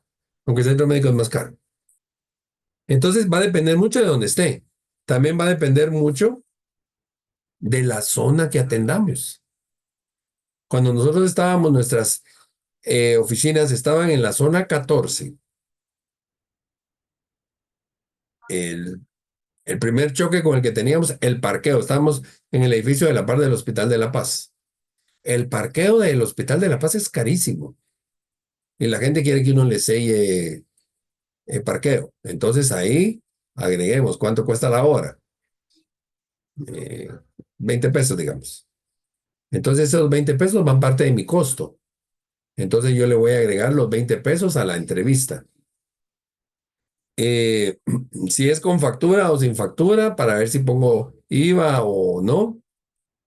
Si soy pequeño contribuyente o régimen general. Si voy a utilizar materiales o no voy a utilizar materiales, etcétera. Entonces todo eso lo podemos ir estableciendo.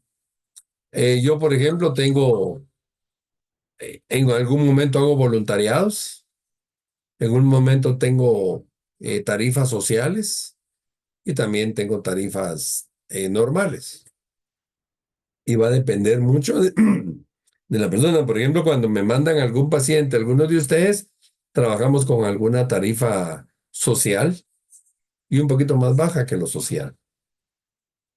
Pero a veces, por ejemplo, el caso de ese señor forense, ni les voy a decir cuánto le cobré, porque sí le cobré bastante, bastante, y el señor estaba dispuesto a pagar, con tal de no dejarles a los hijos, yo le había dicho que 1 millón le cobraba, me hubiera dado el millón, porque él se quería deshacer de la plata antes de morirse, ¿va? Y no dejárselos a sus hijos. Y también ahí entra la eticidad de uno. Porque él le puede haber dicho, mire, la entrevista la voy a hacer en 10 sesiones. Un chiste por si se me están durmiendo. Cuando ustedes vayan con un abogado, vayan siempre con un gato, dicen. Si el gato sale corriendo, es porque el abogado es un perro, les quiere sacar todo el pisto. Y si el gato se le tira al abogado, es porque el abogado ruin es una rata. Chiste nada más. Y hay gente, ustedes que... Yo conocí el caso de una psicóloga que le llega a un paciente por codependencia. Y le digo, mire, yo creo que voy a necesitar unos 3 años para atenderlo. Ah, Cuando me contó esa persona eso, le dije, mire, me deja ese psicólogo allá y quiero que lo vaya a denunciar al colegio de psicólogos. Se está aprovechando, pues. ¿Qué era lo que iba a hacer? Generarle codependencia a la persona. Qué bárbaro. Entonces, también, por ejemplo, si voy a hacer terapia virtual, si me paga por tarjeta, obviamente, o por transferencia, si va a ser antes de la reunión, de la entrevista, ¿con cuánto tiempo de anticipación puede cancelarme la sesión? ¿Qué pasaría? ¿Cuánto tiempo lo puedo esperar? Si la sesión es a las 6, lo espero hasta las 6:15, o no lo espero. Todo eso tiene que quedar en ese contrato inicial. ¿Sí estamos? Sí, gracias. Luego, veamos la gravedad del diagnóstico. Dentro de la gravedad del diagnóstico, vamos a ver la complejidad del diagnóstico. Y aquí vamos a determinar si la persona es neurótica, es límite o limítrofe o es psicótica. Veámoslo de la siguiente manera. Los niveles de patología. Voy a empezar de la izquierda a la derecha, que tiene menor patología, hasta llegar a una mayor patología. Tanatólogos, no psicólogos, me pueden atender gente con trastornos de desarrollo, con neurosis sintomáticas y con neurosis de carácter simple. Hasta ahí. Les aparece una neurosis de carácter crónica y ya no atienden. El psicólogo puede agarrar los primeros 3. Neurosis de carácter crónico, neurótico en el borde limítrofe, limítrofe en el borde neurótico. Y tal vez limítrofe como sí. O sea, a lo mejor sí, a lo mejor no. Pero los últimos tres no lo puede atender el psicólogo, sino que es el psiquiatra. Un limítrofe clásico, un limítrofe en el borde psicótico o una psicosis. Los primeros, los tanatólogos, las primeras tres no van a hacer terapia, porque no hay patología. El psicólogo va a ver patologías de conducta, pero el psiquiatra ya va a ver patología de la psique y la va a trabajar directamente con medicamentos. Recomendación, procuren tener los tanatólogos que no son psicólogos a un psicólogo de confianza. Psicólogos tengan algún tanatólogo de confianza o a un psiquiatra de confianza. A mí me ha tocado ver casos que se les desarrolla una bipolaridad medicamentosa, que se vaya con el neurocirujano o con el neurólogo y que ya él venga y lo traslade al psiquiatra. Y he tenido trabajo en conjunto con psiquiatras y también he tenido trabajo en conjunto. Yo soy psicólogo, pero por ejemplo tengo una amiga que ella no trabaja tanatología. Entonces cada vez que le aparece alguien con un problema de pérdida dentro de sus trastornos, hacemos una entrevista en conjunto. No me voy a poner a explicarles cada uno de estos porque esta vez necesitaríamos una clase solo de explicar estos diagnósticos, pero ahorita se les va a aclarar un poquito con lo que vamos a ver en un momento. Los niveles de intervención, pues aquí está, por ejemplo, un trastorno de desarrollo es reacondicionar el ambiente o un reaprendizaje conductual de la persona, lo que en el famoso programación neurolingüística o PNL se habla aprender y desaprender. En el área sintomática es erradicar los síntomas. ¿Qué está pasando? En la limpieza de áreas es disolver los conflictos que me dificulten alcanzar el logro o el goce creativo, de lo que vimos al principio de la famosa rueda de la vida. Estructura del carácter, ver cómo están sus mecanismos de defensa, cómo están sus transferencias, cómo yo traslado algo, cómo están los traumas, las experiencias afectivas cumbres. Una experiencia afectiva cumbre es, hoy estoy hasta arriba y otro día estoy hasta abajo, otro día estoy muy alegre, otro día estoy muy triste. Las personas que manejan una montaña rusa de emociones. Hasta llegar a la reestructuración del aparato mental. Dice alguien que solo tiene audio, los demás tienen, sí tienen la presentación vista. Sí, sí se ve. Entonces, Yo sí la veo, doctor, gracias. bueno, quien solo tiene audio seguramente estás teniendo problemas de internet. Ya volvió la pantalla, muchas gracias. Van, de acuerdo. ¿Algunas consideraciones? La evaluación diagnóstica y la psicoterapia son dos situaciones diferentes. Primero hago el diagnóstico y luego me voy al proceso de coaching o de tanatología o de psicoterapia. El diagnóstico es fundamental para la terapia que voy a hacer, porque si no tengo claro el diagnóstico, me voy por otro lado. Y también el diagnóstico claro me va a determinar el objetivo, la estrategia que voy a utilizar, los parámetros para tratar a la persona de acuerdo a lo que está viviendo, sintiendo o padeciendo.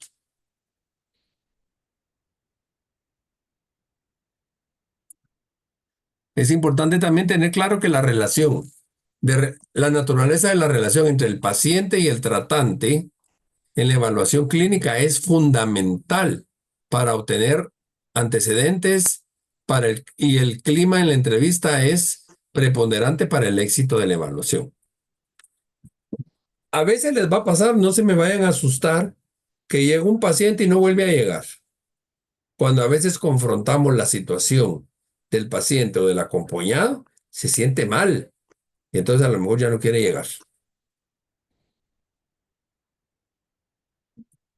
O siente que ya medio aclaró su situación y ya no llega. La utilización de un criterio doble ciego. ¿Qué es esto? A veces necesitamos varias cosas. Por ejemplo, bueno, yo como psicólogo uso pruebas psicométricas a veces o pruebas psicológicas para minimizar los errores diagnósticos. Y el modelo de entrevista sugerido es flexible. O sea, hagan entrevistas semiestructuradas con diferentes paradigmas, cosas aprendidas de diferentes formas. Bueno, terminamos acá. Ahora vamos a ver la diferencia entre acompañamiento, coaching y terapia.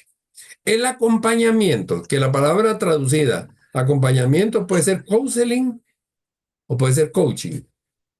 Desde una visión humana de la psicología, los seres humanos tenemos la capacidad de resolver nuestros problemas si encontramos las condiciones para enfocarnos en ellos y desarrollar todo nuestro potencial de creatividad. Muchos autores humanistas dicen que la mayor parte de los problemas humanos no son parte de la psicopatología, como la psicosis o trastornos de personalidad, sino que piensan que la gran mayoría de problemas de las personas son del campo de las relaciones humanas, la comunicación y el manejo de las emociones y sentimientos. Entonces ahí entra el tanatólogo, el coach, el counseling en el acompañamiento. Por ejemplo, un duelo por pérdida de un ser querido, conflictos de una relación conyugal, un sentimiento de baja autoestima. Eso no tiene que verse como una patología o enfermedad que requiera una intervención psicoterapéutica del psicólogo, sino con experimentar un proceso de reflexión, de contacto emocional o de atreverse a experimentar ciertas vivencias, las puede utilizar el tanatólogo para ayudar a la persona. Rogers, que lo vimos en la clase, en el módulo de nociones de psicología, fue de los primeros psicólogos, más o menos 1950, que utilizaron el término de counseling o acompañamiento como una postura asistencial con la intención de brindar ayuda, de brindar apoyo psicológico y de prevenir conflictos mayores. ¿Y por qué utilizó el término counseling? Porque era menos amenazante para los médicos que no querían soltar la psicoterapia. Antes, los médicos preferían a un psiquiatra. ¿Y qué es un psiquiatra?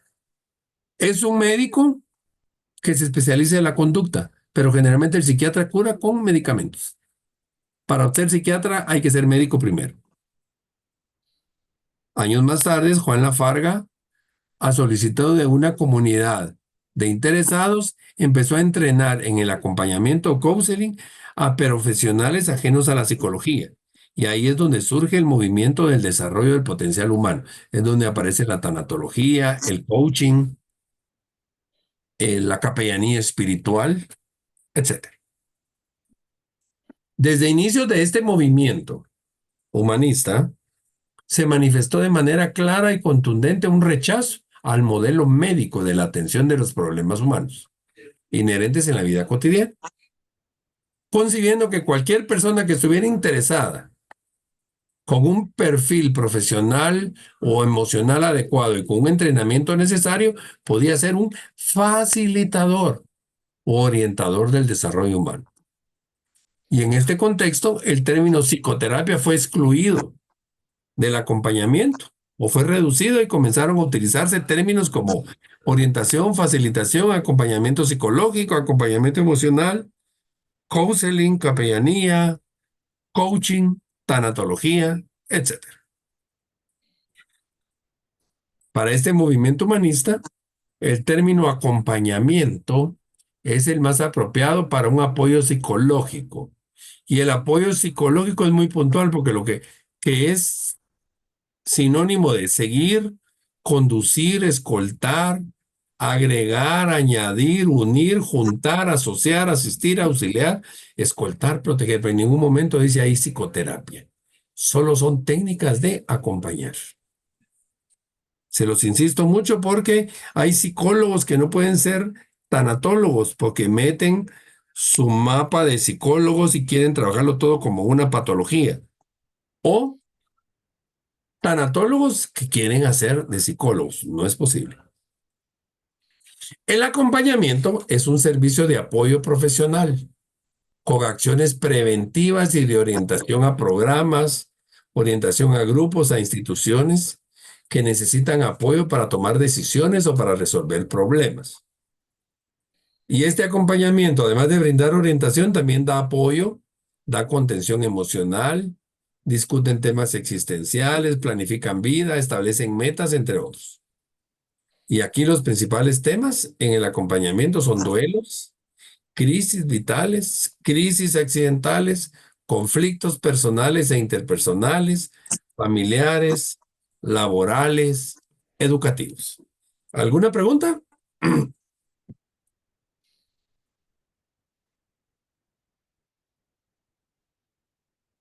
¿No?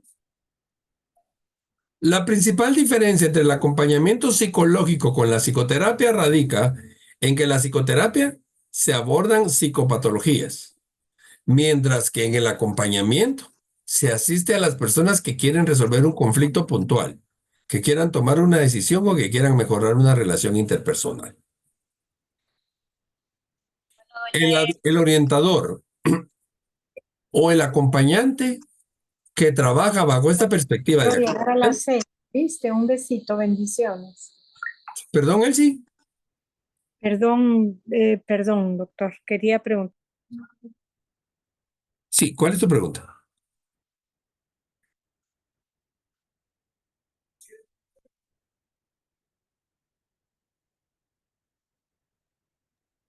Sí. Bueno, cuando se conecte, hablamos. Perdón, lo había silenciado.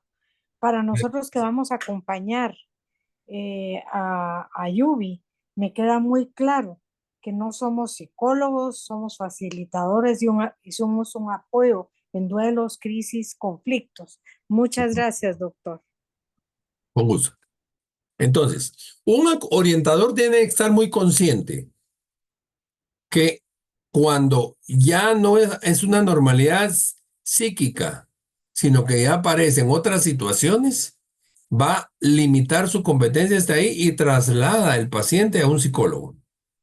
Y el psicólogo también va a entender que cuando ya no puede trabajar con terapia, sino necesitan medicamentos, traslada a la persona con un psiquiatra. Y el psiquiatra tiene que estar consciente que cuando la persona ya no necesita medicamentos, lo regresa al psicólogo. Y el psicólogo tiene que estar consciente si ya solo es una situación de crisis y duelo, se la puede trasladar al tanatólogo.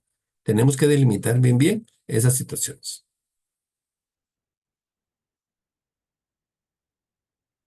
Cuéntame, Marco. Ah, no, aquí me está conectándose. Ahora, metámonos a ver qué es el coaching. El coaching es un proceso de aprendizaje para el logro de objetivos, desarrollando conciencia y responsabilidad en las personas. El coaching se establece a través de una relación del coach o terapeuta y coachee, paciente. O sea, el coachee es el cliente del coach. El coach tiene como herramientas, al igual que la psicoterapia, el lenguaje, pero son herramientas utilizadas en procesos enfocados al logro de un objetivo específico. El coaching se va a que la persona alcance un objetivo. ¿Dónde estoy hoy y a dónde quiero llegar? El tanatólogo se va a darle apoyo, facilitación para acompañar a la persona y el psicólogo se va a la terapia propia. El coach se enfoca en apoyar al coachee para que éste desarrolle sus recursos que necesita para lograr su objetivo. Y esto lo hace a través de un proceso bien definido. Primero, clarificamos el objetivo, que es parte del tanatólogo también, genero alternativas de acción, diseño planes de acción, evalúo resultados del plan de acción. Si nos damos cuenta, terapia psicológica, acompañamiento y coaching es diferente. Ya los convencidos todavía no tienen claro la diferencia. Sí, muy claro, gracias. Un coach y un acompañante o facilitador no está preparado en intervenir en cuestiones que tienen que ver con la salud mental. Y el psicólogo tampoco está preparado para facilitar un proceso de coaching o de acompañamiento. Porque muchos psicólogos se van que todo lo quieren trabajar como terapia. Cuidado. Miren, aquí está la foto. El coaching, pues lo que hace es desenredar el pensamiento del Este se supone que es el coach y este es el paciente. Tiene un mundo enredado y se lo ordena. El acompañamiento es como asistir más emocionalmente. Y la psicoterapia ya es una entrevista más formal de todos los procesos mentales, emocionales, conductuales del individuo. Y ya para terminar, si esta señora Virginia Satir es una antropóloga, dice que la vida no es lo que se supone que debería ser, es lo que es. Y la forma de lidiar con esto es lo que hace la diferencia. Hay personas que se ahogan en un vaso, cada quien escoge en qué vaso de agua se ahoga. Hay gente que se ahogan en un vaso tequilero de 1 onza y hay gente que se ahoga en un vaso grandote. Es cuestión de resiliencia que ya lo vamos a tocar en la clase de la próxima semana. Por favor, preguntas, comentarios, ¿cómo se sintieron hoy? Yo sé que hoy sí los ataqué en teoría. Creo que es la clase más teórica de todas. Buenísimo. Gracias. César, Sí, muchas gracias. Quería preguntar con relación a esta última diapositiva. En cursos anteriores has comentado que ya el Colegio de Psicólogos ha reconocido el coaching como algo como una realmente, técnica como o una herramienta. técnica válida. Y creo que mencionaste que ya es reconocido alguien como coach, Sí. coaching. ¿Qué es el proceso que siguen? Si pudieras contar brevemente El proceso que sigue aquí. para ser un coach y que sea reconocido en el Colegio de Psicólogos. Hay certificaciones. Bueno, Ok. pero no eres reconocido tú como coach en el colegio de psicólogos, no. El coach, pero el coaching, el proceso ya es reconocido como una herramienta psicológica. Ahora, los que somos coach, nos inscribimos en la asociación, en el caso de Guatemala, Asociación de Coaching de Guatemala. Para ser coach hay certificaciones.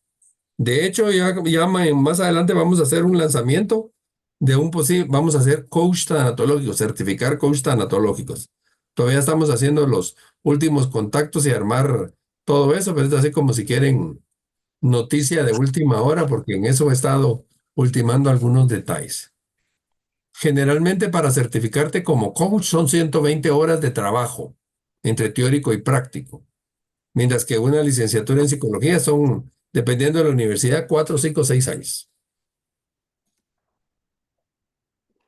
¿Sí?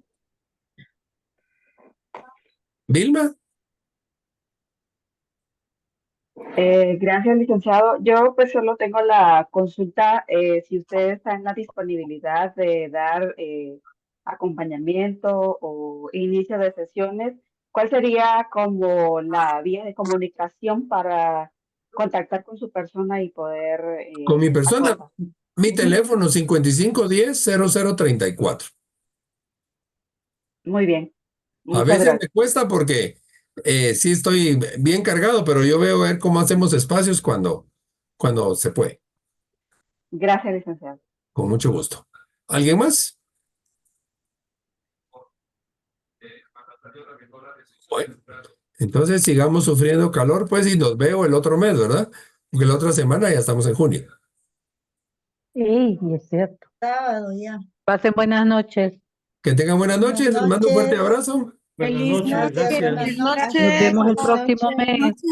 Te Buenas agradezco. noches a todos. Gracias, Estuardo. A la orden.